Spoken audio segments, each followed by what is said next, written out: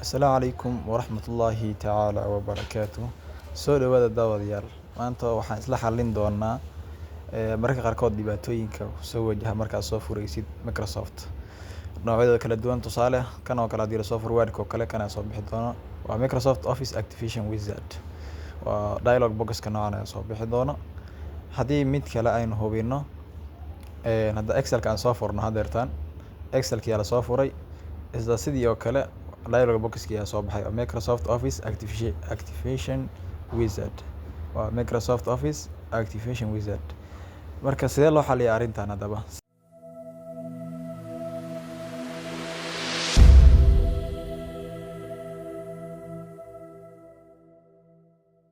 si aan u xallino dhibaatadani ama arintani waxaan leenahay marka koowaad waxaan soo furaynaa File Explorer-ka.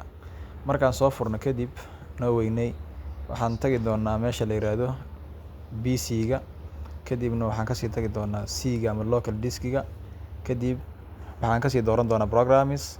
marka programs aan dooran kadibna Microsoft Office ayaan ku dhufan doonaa kadibna waxaan ka sii dooran doonaa Office 16 ayaan ka sii dooran doonaa midka ay ku qoran tahay folderkaas kadibna meeshaan ay ku qoran tahay OS taas ay ku qoran tahay ayaan ku dhufanaynaa kadibna waxaan leenahay right click kadibna run as administrator ayaan ku dhufanaynaa kadib waxaan leenahay click yes ayaan leenahay yes ayaa ku soo bixi doona yes markaa dhahdid kadib waxa waaye Microsoft Activation-kii waa sameysay inuu fiican yahay in kale markaan hubino si aan u hubino mid kamid ah Office-ka mid kamid aan soo furno waxaan soo furnay Word ayaan soo furnay hadeertaan waa kaas si wanaagsan ay u shaqeynaya oo wixii dialog box-ka day uu soo saarayo mana soo saarayo saa u jeedid waa nadiif weey.